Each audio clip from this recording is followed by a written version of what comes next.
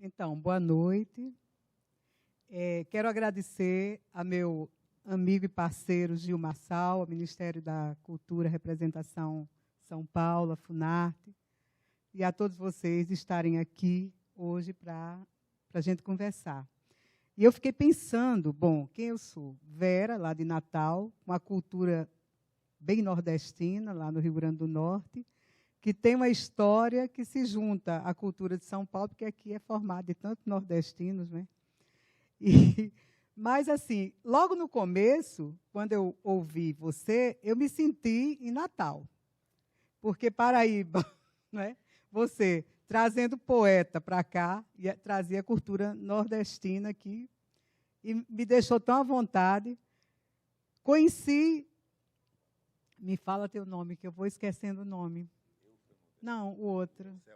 Celso. Aqui também, porque estive há uma semana atrás buscando levantar o trabalho de Mário de Andrade aqui, e encontrei ele com um trabalho aqui já organizado, publicado e tudo, fiquei muito feliz. Então, também já estava em casa. Val, conheci agora, e vocês, que são educadores, uma pergunta que eu faço também é se vocês são educadores, porque eu não entendi exatamente, porque eu não sei como é que vocês falam, são educadores concursados, públicos e governamentais, ou se são educadores através de pontos de cultura, sociedade civil, porque são educadores, porque educador é educador.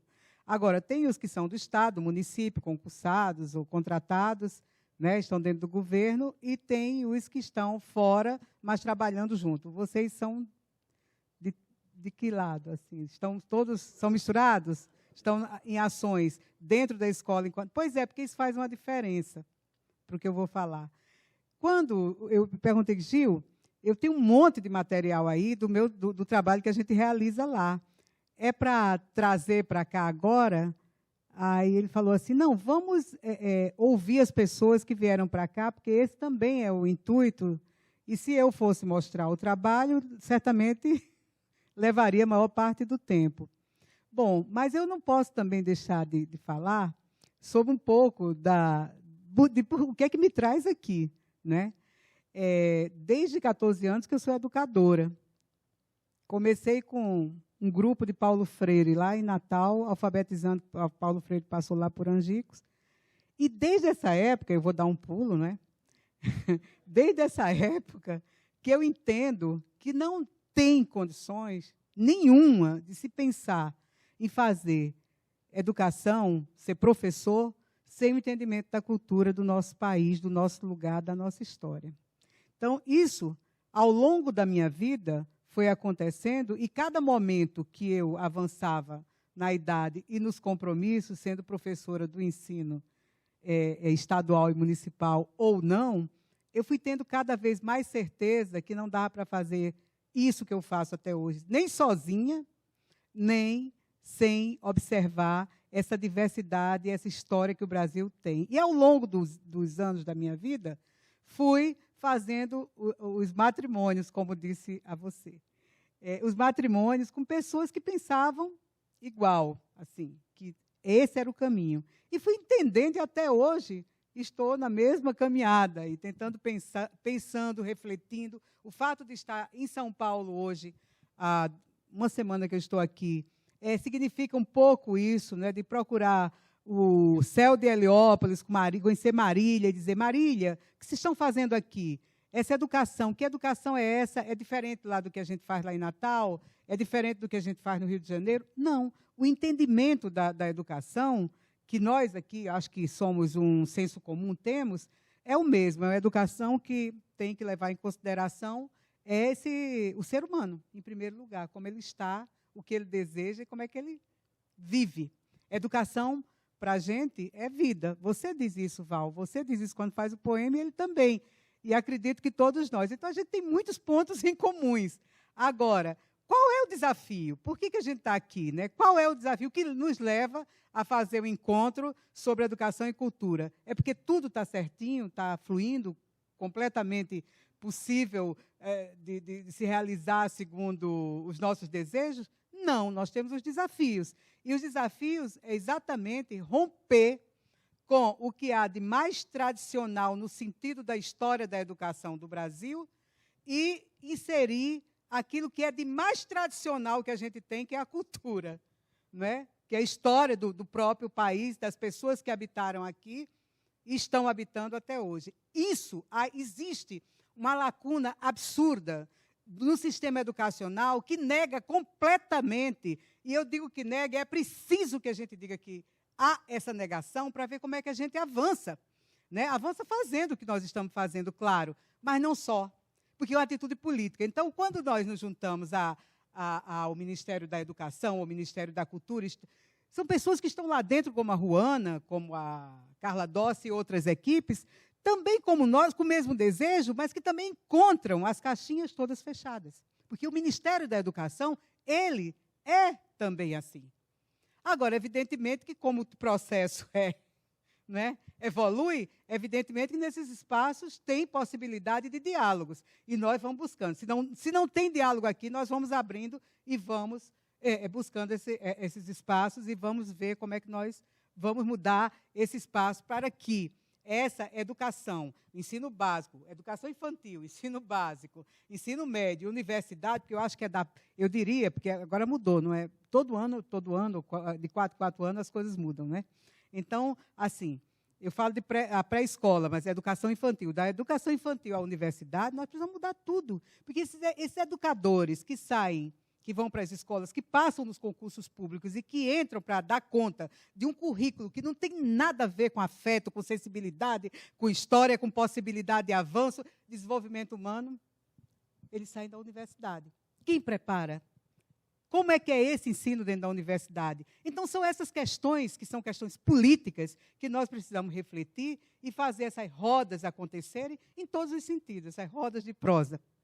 E lá em Natal, eu acho que assim, falar de Natal, eu vou falar um pouco, mas o que mais me traz aqui é essa possibilidade de abrir o diálogo e perceber e ver quais são os caminhos que nós temos, né? Quais são as possibilidades que nós temos de desconstruir tudo isso que está e fazer uma educação mais que contemple o ser humano, mais humana.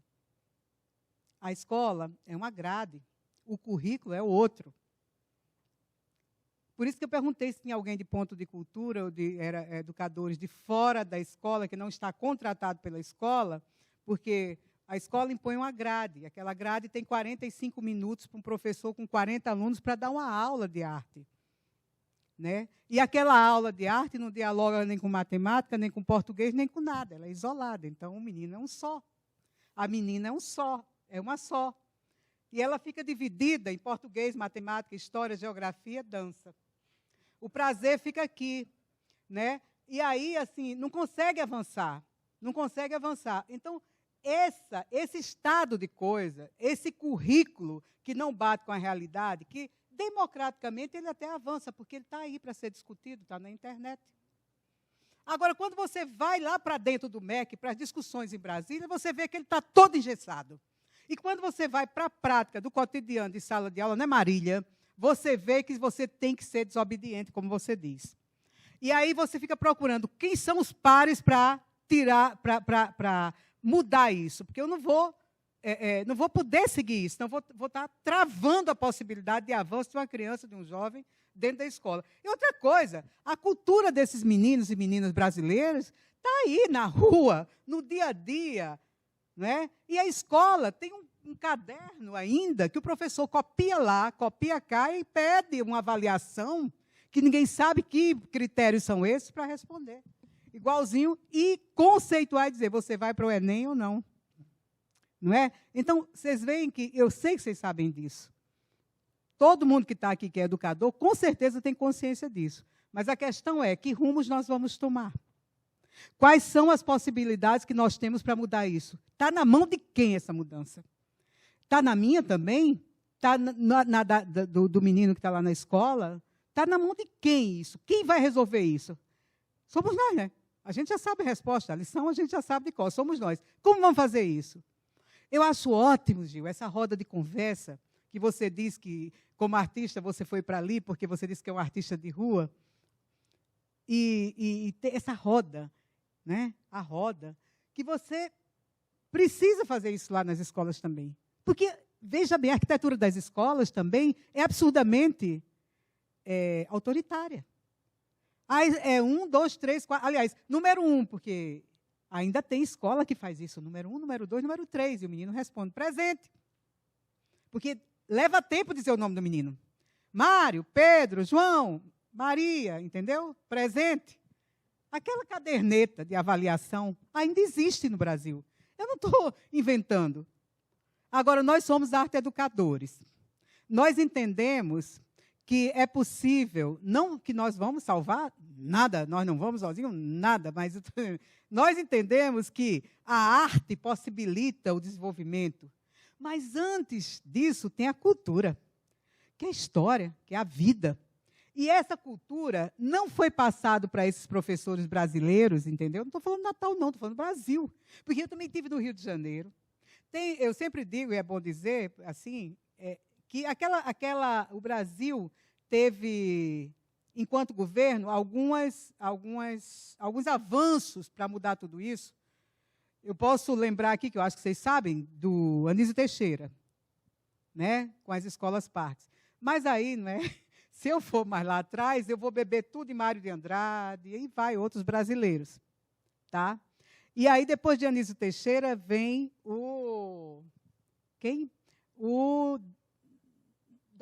Paulo Freire. O Paulo Freire. O Paulo Freire com a alfabetização no Brasil inteiro, sobretudo no Nordeste, rodando tudo, e eu sou totalmente ligada a essa corrente mais libertária. E aí, mais na frente, vem um governo lá no Rio de Janeiro, Leonel Brizola, Darcy Ribeiro, CIEPS.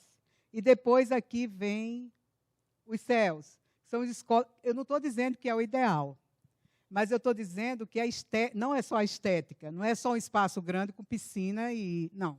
Porque Marília sabe, eu estou sempre falando de Marília porque ela é coordenadora do CEL lá de Heliópolis. Ela sabe o quanto, quer dizer, o espaço é ótimo, mas essa vontade política que eu estou contando aqui de alguns nomes, eu disse alguns nomes, ela existiu. Vontade política enquanto educador de Paulo Freire, de construir várias, né? Vontade política enquanto governo de Leonel Brizola, e eu não sou de nenhum partido, então eu fico com muita vontade de falar aqui do que eu estou falando. Estou falando das vontades políticas de fazer a educação de uma forma mais, né, livre enquanto governo, de criar políticas mais democráticas. E, de vez em quando, tem esses retrocessos, porque também isso aí, né, cria, avança, mas aí não adianta construir só os céus. Tem que pensar que imaginário social é esse, em torno do céu e dentro do céu, para entender como é que vai trabalhar o dia a dia daquilo que vai ser feito lá dentro daquele espaço com centenas de crianças e jovens. Não é? Olha quanto desafio. A gente tem muitas contradições nessa história. Porque se a gente for pensar tudo isso de lá para cá, avançou, mas precisa muito mais. Vem os pontos de cultura. Sim, eu falava do entendimento da arte, da importância da arte, né? Muito importante, mas a arte sem o entendimento da cultura também não é nada. E esse pensamento antropológico da cultura, ele foi mais impactado dos 12 últimos anos para cá, exatamente no governo Lula, quando entra Gilberto Gil no Ministério da Cultura, né, que começa esses fóruns, essas rodas de prosa pelo Brasil. E esses diálogos vão avançando e vão possibilitando que muita coisa aconteça, inclusive o programa dos pontos de cultura, programa Cultura Viva, que tem os pontos de cultura, cultura digital, isso tudo vai junto, dentro de um processo que também o mundo, o planeta Terra, naquele momento, favorecia. E a gente vai avançando, mas de vez em... Aí pronto, a gente faz aquele caldo bom de possibilidades de avanços políticos, mas de repente a gente chega numa hora que diz assim, e agora, para onde é que a gente vai? Como é que a gente vai trabalhar no cotidiano, eu como professor de sala de aula, sendo arte educador, totalmente ímpar dentro de um contexto todo par. Porque são os professores com formações diferentes. A arte foi feita para alguns, não para todos, não é assim que no imaginário não está isso? Então, são essas contradições que eu trago aqui, para que a gente possa ver quais são os caminhos desse caldeirão cheio de possibilidades, porque eu acredito que é possível mudar, né? Para dar continuidade a uma educação onde a cultura esteja no cotidiano das salas de aula, onde a cultura esteja, e que a educação seja pensada não como a educação acontece no espaço da sala, eu estou falando para iguais, eu acho que todo mundo sabe disso aqui, mas esse eu estou querendo provocar mesmo para a gente pensar como é que a gente vai mudar as coisas, mais coletivamente. Não acredito em nada que seja atitudes individuais, não levam a nada, né? Levam a só um prazer individual, mas e daí? Então, é mais ou menos isso. Eu vou falar também, só para encerrar, porque aí a gente abre, né, que já está avançando a hora também. Lá em Natal, o que eu faço? Tem uma história grande, mas lá em Natal, eu trabalhava, numa certa época, né, eu trabalhava no departamento, dirigia o departamento de cultura da Secretaria da Educação. E não conseguia avançar em nada, porque a Secretaria da Educação, tudo que nós pensávamos era diferente de tudo que a Secretaria da Educação propunha para que acontecesse nas escolas. E aí, de indignação, o máximo que eu conseguia ali fazer, enquanto coordenadora, porque a primeira reunião que eu tive com os arte-educadores, isso em Natal há 15 anos, eu quase fui convidada a me retirar do cargo. Eu quase fui mesmo. Fui muito questionada, porque os próprios arte-educadores achavam um absurdo que se pensasse, não da forma que eu estava pensando, pensar a escola como um todo e a educação como a cidade, não só como a escola, o espaço da escola. Isso era o mínimo ali, dentro de discussões que a gente começou a travar. Mas aí eu encontrei o mestre de tradição, também, o mestre Marcos, que também, como eu, já lutava há muito tempo para que a capoeira acontecesse nos espaços das escolas, já que a capoeira na comunidade, na outra escola, que é a escola da comunidade, já acontecia demais. Bom, e aí, a partir daí, algumas cumplicidades foram dadas e eu saí dessa função. Pedi para sair porque eu não aguentava mais e criamos a ONG, que é a Companhia Terra Mar. A Companhia Terra Mar, nós criamos para dar consultoria de educação e cultura, e aí nós vimos que a cidade também, o que a gente falava, não tinha eco. Então, nós dissemos, vamos criar uma ação dentro de uma comunidade mostrando que é possível. Aí fomos para a Zona Oeste de Natal, um lugar chamado Felipe Camarão, um lugar considerado de baixa renda, com todas as dificuldades, mas com uma cultura enorme. Mestres de tradição, muitos mestres de tradição lá. E a partir daquele referencial cultural de patrimônios imateriais, e junto com eles, que nós nos juntamos com a comunidade e criamos um projeto de formação, um projeto de educação, como deve ser o projeto. Então, por exemplo,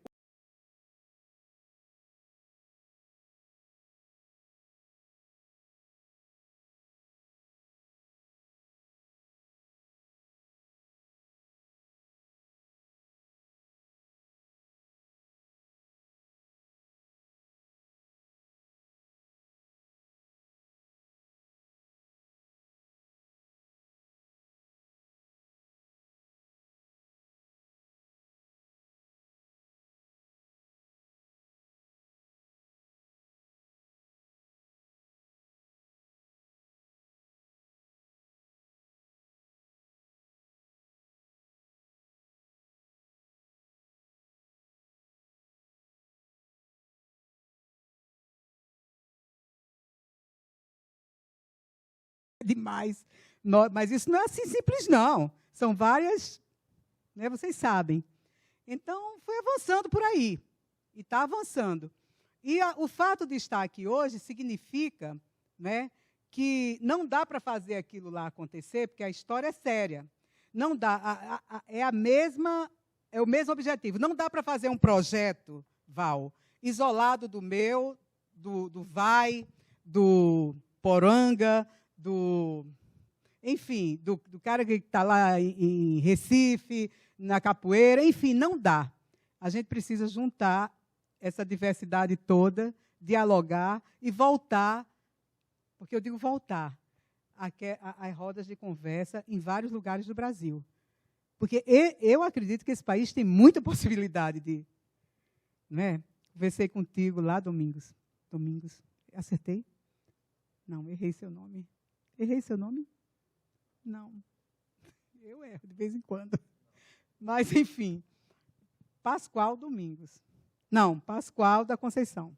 Desculpe, eu erro o nome. Então, eu acho que essas possibilidades de diálogos, entendeu?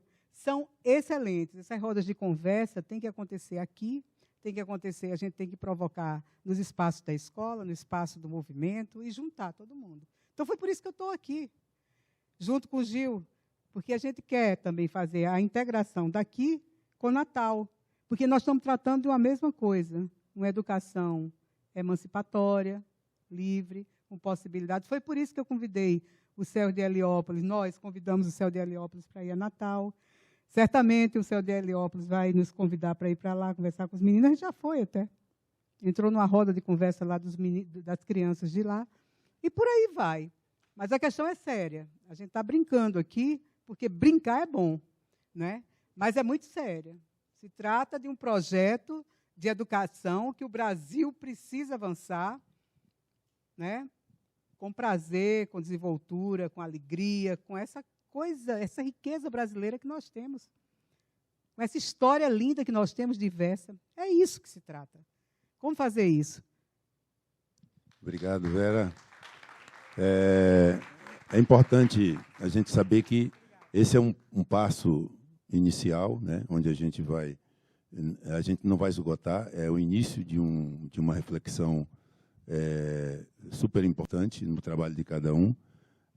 O fazer cultural dentro das escolas, independente de ter o programa, não ter o programa, de ser uma atitude governamental ou não, o ambiente escolar ele é um campo fértil, principalmente para desenvolver a cultura popular, tradicional, das histórias, inclusive das histórias das famílias.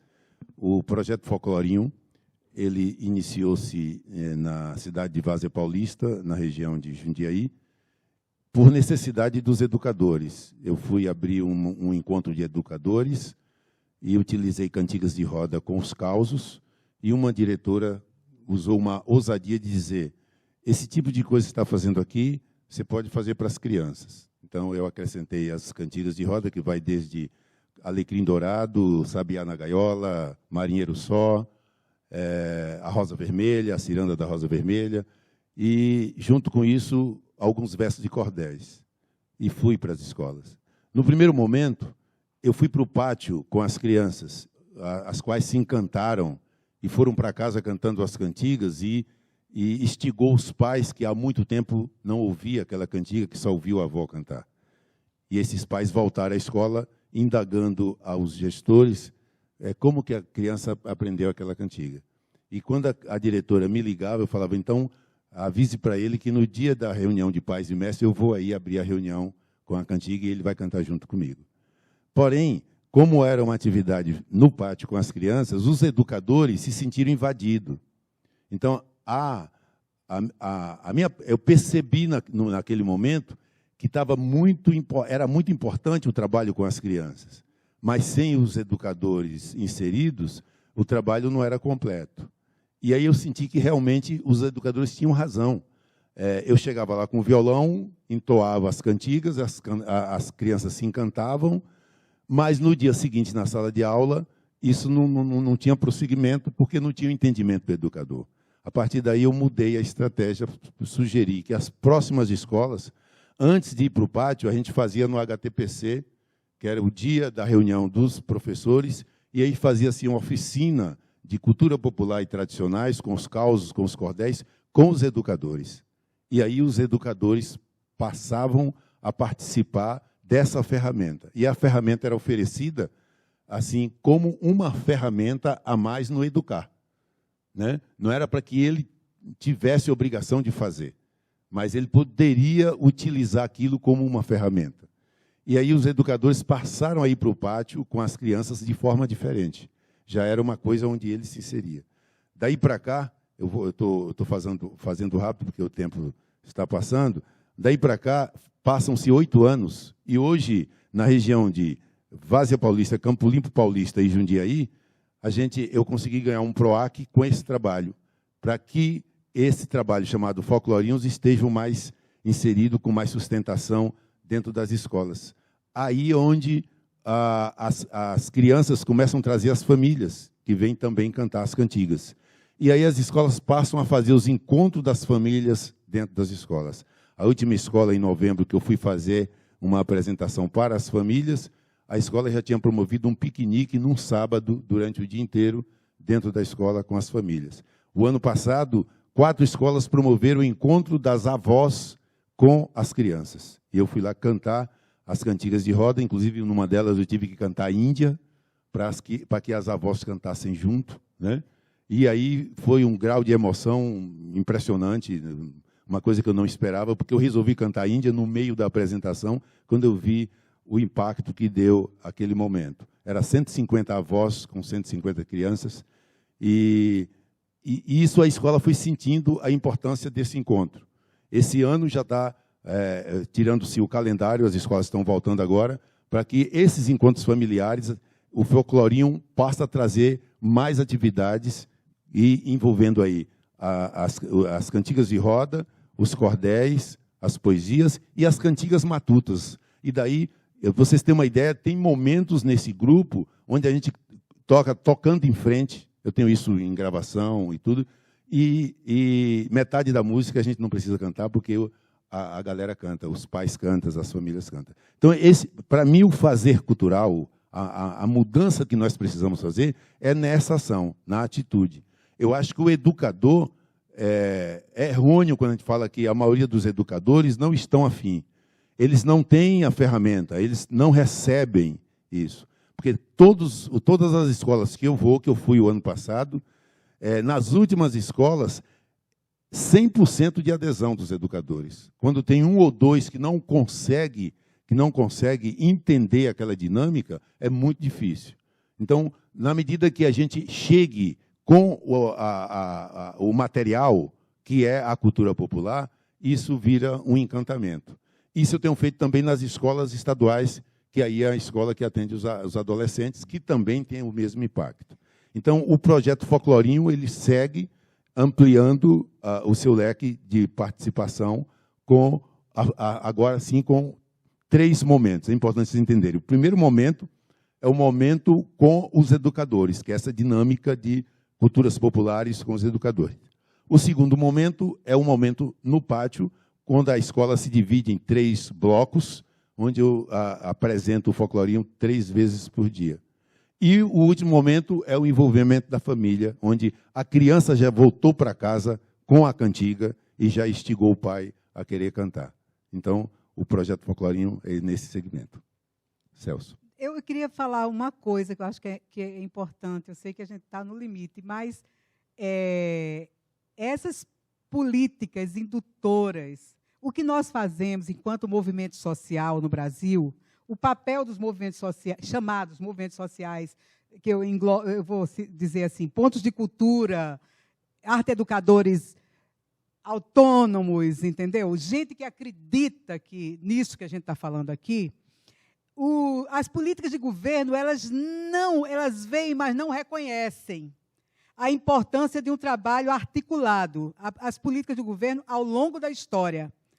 É evidente que não se trata aqui, por exemplo, de Gil estar vindo do movimento social, está enquanto governo, aí ele traz isso para cá, porque sabe da importância disso. Eu estou falando do exemplo teu, não é? Então, existe isso. Mas ainda são atitudes isoladas dentro da política de governo, porque os governos são compostos, não de um partido, mas de vários, né? E de tudo isso que a gente já sabe. Então, eu acho que esse tecido social que movimenta o Brasil na possibilidade de mudança da educação é forte, é grande e precisa avançar mais. E essas políticas indutoras de educação e de cultura dentro do Ministério da Educação e dentro do Ministério da Cultura, elas precisam de impulso nosso. Pode ser que o Mais Educação tenha mil falhas, e tem falhas, a gente sabe, a gente discute. Pode ser que o Mais Cultura não seja aquilo que a gente precise, e não é. Porque para colocar a ideia junto ao MEC, que a cultura é importante, tem que derrubar 300 paredes que o Braz derrubou lá dentro de Heliópolis para a sala de aula ser uma só.